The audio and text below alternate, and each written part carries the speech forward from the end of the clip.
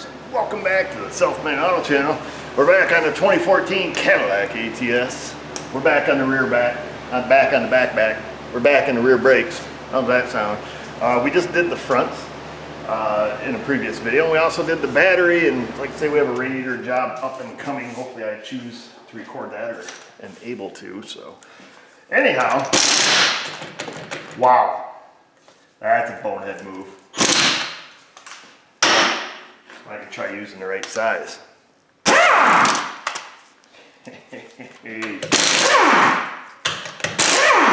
Rocky.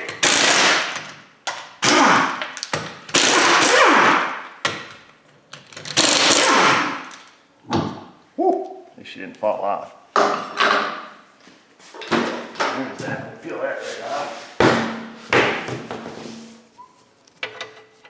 Looks like 14 they are. Survey says. While I'm out here, I've got this on my impact already. It's our T30. I'm going to peel the rotor bolt out. Now I know you can't see it, but you can use your imagination. Looks like that. We'll take that out.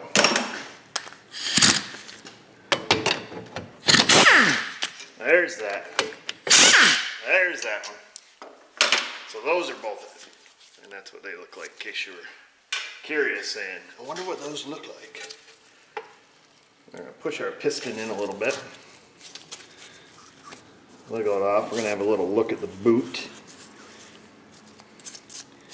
Calipers are nice and clean.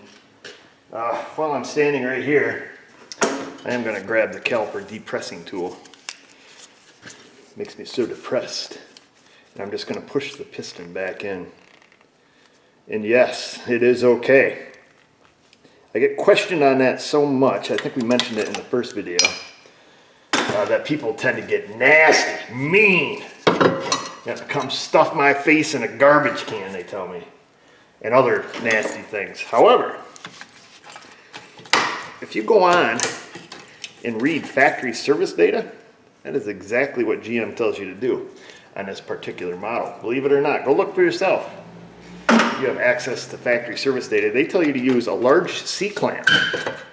Don't open the bleeder, none of that. Just shove it back. And they also tell you in factory service data to hang your caliper using mechanics wire. So, there. For what it's worth. These pads are about one pedal pump away from disaster. Looking pretty rough.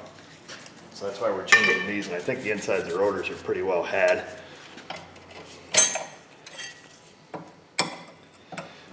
General Motors refers to the disc brake hardware as brake springs. Kind of fun fact for you, Fun Fact Friday. Today is Friday, oddly enough. Brake springs, they call them.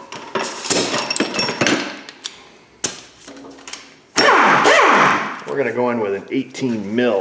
We're going to come with a swivel socket off to the side because I like using power tools.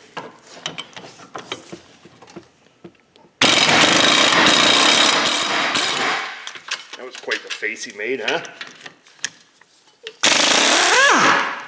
Whoa, there we go. And that's off. And that's what they look like. And that's what this looks like. Stick that to the side. Stick our bolts to the side, and we have to take our rotor off, which has parking brake shoes in it, and it can be kind of tricky. Yet this one slides right off and makes me look like a liar. Anyhow. Wouldn't be the first time, probably won't be the last time. I'm not scared. Don't breathe that stuff in.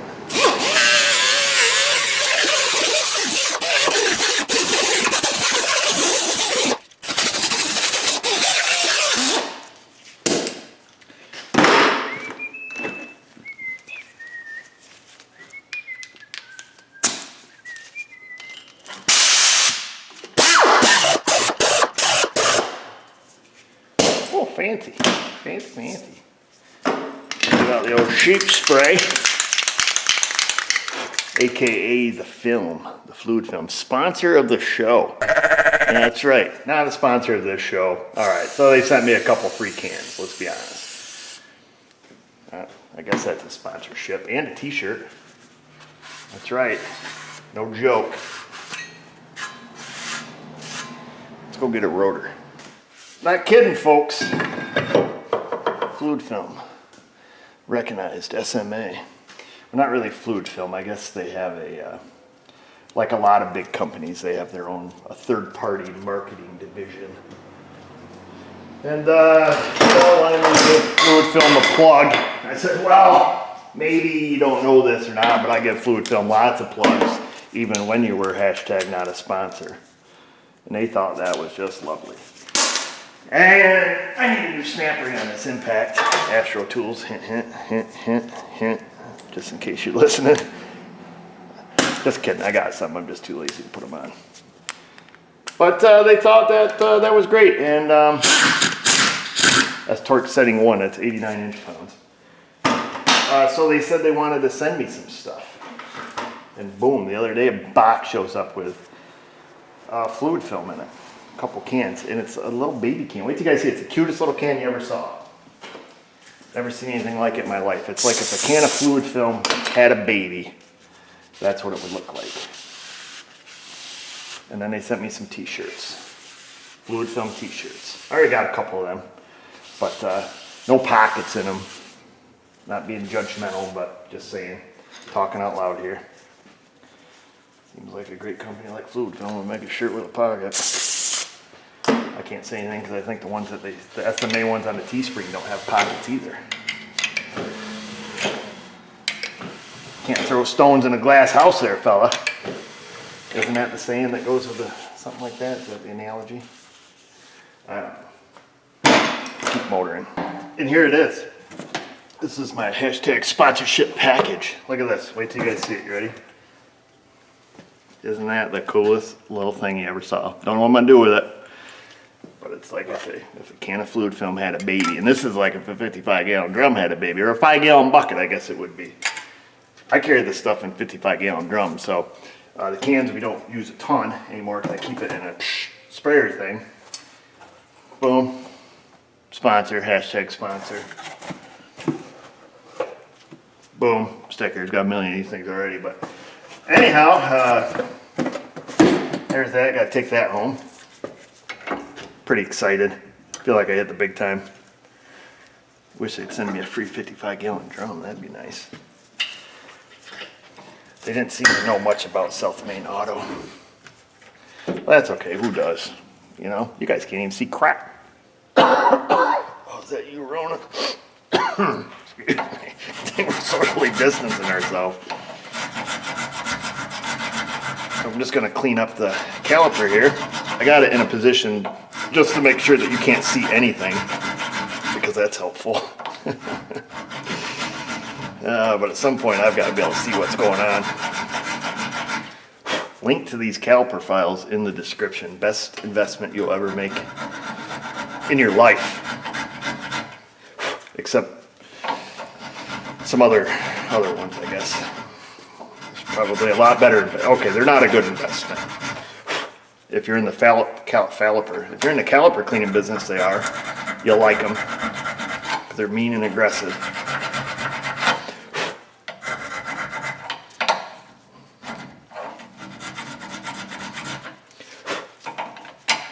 I like them.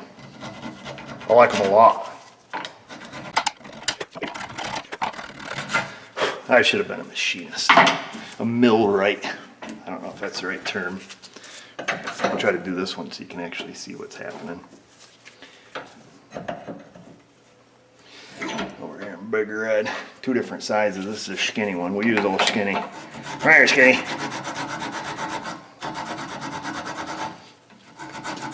Made in Germany, it says. There's the brand name on it. I don't know if you can read it anymore. Pretty awesome stuff. Them Germans know how to do it. It's like cleaning under my toenails.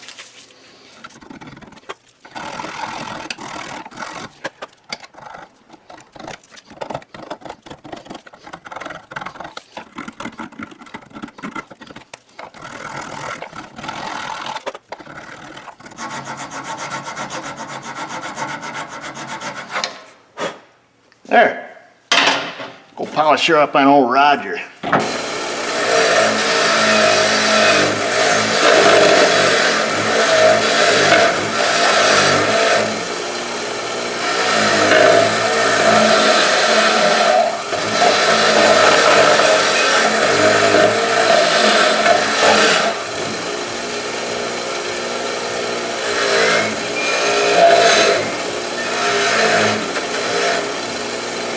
Shiny. All right, we're back. Might have had to cut the part out where we were over on old Roger. Josh has the old music cranking over there today and didn't want to get popped, no copyright business. And then I started to tell you that, and then I accidentally said something I shouldn't have said. So I had to start over, but anyhow, I'm over here putting these clips on. So that's why it looks like the process is half started, because it was. I'm not much of a fan of editing, so it's easier to just reshoot. We'll call it take two, we call them. I'll make sure these clips are pushed up in there all the way. That way they're not hitting on the rotor. And they are. Did we ever check our pins? I don't think so. This one could use a little extra lube, not much. You don't have to go hog wild. We'll put just a little bit extra goop on that one. See what this one looks like. We'll give her just a smidge. That looks good. You don't want to get too much in there. No squeakers in the back. Yes, there is a squeaker in the back. I lied to you. Don't ever listen to me. There's that one. It's going to go on the inside, and once it's installed on the car, it'll be on the bottom edge. We're going to slide that right into our hardware. We got to make sure that your brake pad moves nice and free. You probably get sick of me saying that all the time, don't you? Just a good habit, good practice to get into.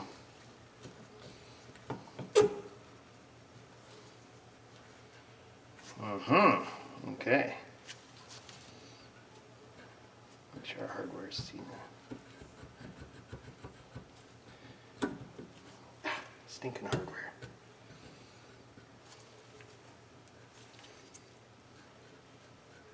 That one's a little on the tighter side, but our hardware's been out there a little bit. Still pretty free. Oop. Yeah. Had to take a little brake clean and wipe off my pad there. I see I got my greasy mitts on. Now that they're all clean, we're going to slip it up on here.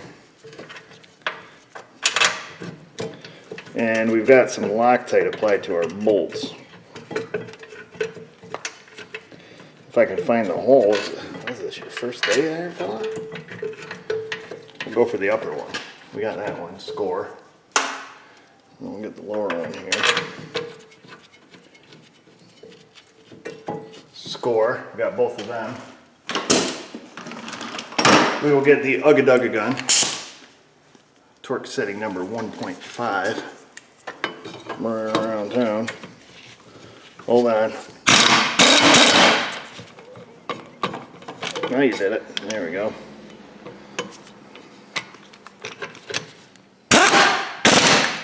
Alright, now we'll grab the old torquing wrench. I'm right here with you, folks. 74. 74, it tells me. 74 there. Where's this one? This one's a mother hunker to get to. To get to it straight, you'd have to pull the whole control arm off. 74. Now we have to go 25 degrees. Not Celsius either. Around. And there it is. 25 degrees puts us at 109.3 foot-pounds. Minus torque loss of the extension and whatnot. That's 26 degrees at 117.2 foot to LBS's. Oh, right in my face. Let that dangle by the hose for a minute. We're going to put a little silicone grease on the inside of the brake caliper here and then on the face of the piston. As we always do. Get that spread around. Set that down. I know you can't see, but you've probably seen me do it a few hundred other times. Some folks are pretty upset about the brake videos at this point, but we're on lockdown, folks. You get what you get. Till Rona decides to leave us.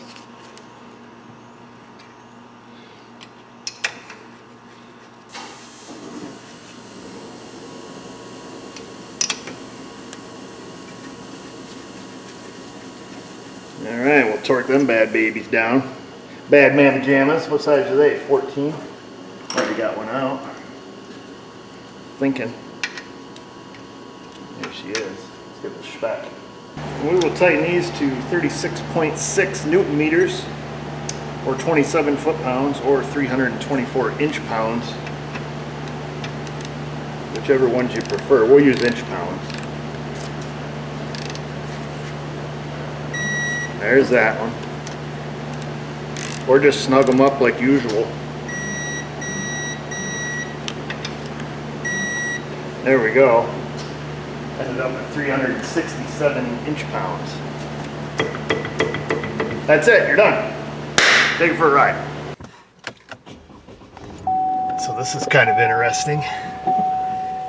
I'm speaking to you from the future at this point, and from the past at the point in which you see this. So this is the future me. At this point, the radiator has been done. The oil has been changed. We just installed some new wiper blades from Napper. Not a sponsor. It looks like they work well.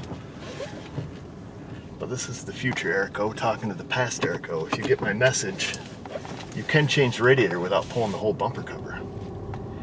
I don't know if you'll get this message, but let it be known.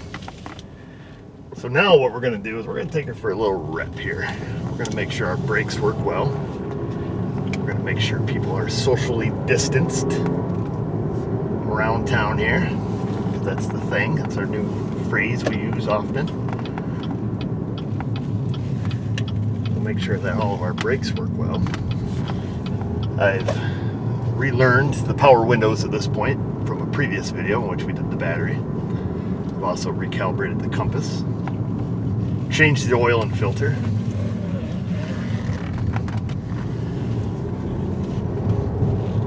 Warmed up. Let the fan cycle and all that stuff.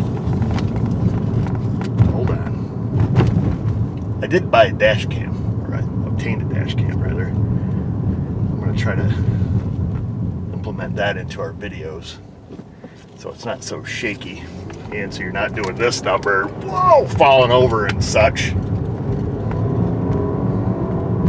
Supposedly it does front shot, rear shot, in cabin shot. Be a lot of stuff. It is hot up in here. Let me turn down the heat, baby.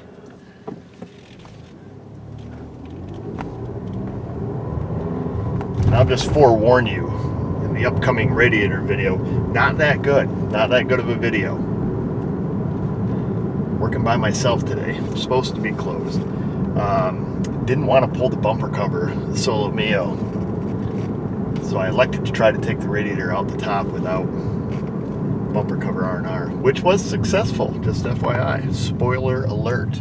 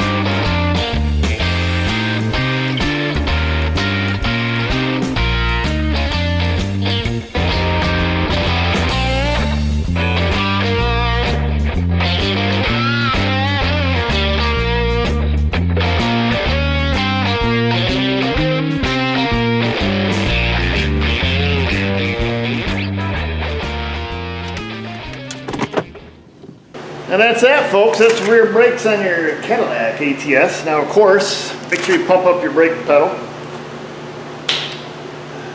Check your brake fluid. Make sure your parking brake adjustment is correct.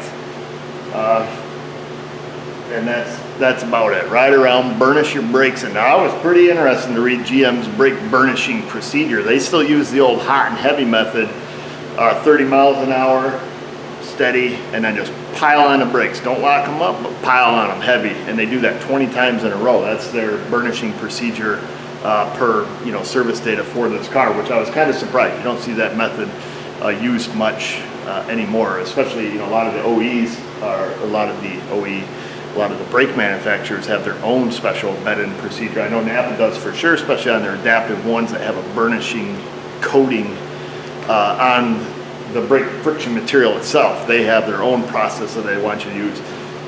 So I get that question a lot, like what burnishing process do you use? Usually I just tell my customer, don't drive like a ding-dong for the first 100 miles. It's hard, somebody would almost have to pay you a half hour to 45 minutes of labor to burnish in their brake pads. So I usually do my trip around, which involves about 10 stops and 30 mile an hour to 0 stops, and then a couple higher speed stops with an appropriate cool down period in between times. So is that wrong? Absolutely. It's all entirely wrong. Don't do it that way. But I would suggest looking, if you want to know the proper procedure, is to look at if you're buying Akibonos or True Stop or Napa or Wagner or Bendix, whoever's pad you're buying, check with that manufacturer, see what their burnishing break-in suggestion is, and go with that. Don't go with what you see on YouTube. Certainly never follow my advice on any repairs or anything really. You can use my jokes once in a while if you see fit. But that's it. Put the wheel on before you drive it. Before you do that, go down in that comment box, leave a question, comment, criticism, concern. While you're down there, subscribe. Don't forget to ring the bell, turn on notifications, and all that stuff that you normally do. And just remember, viewers, if I can do it, you can do it. Thanks for watching.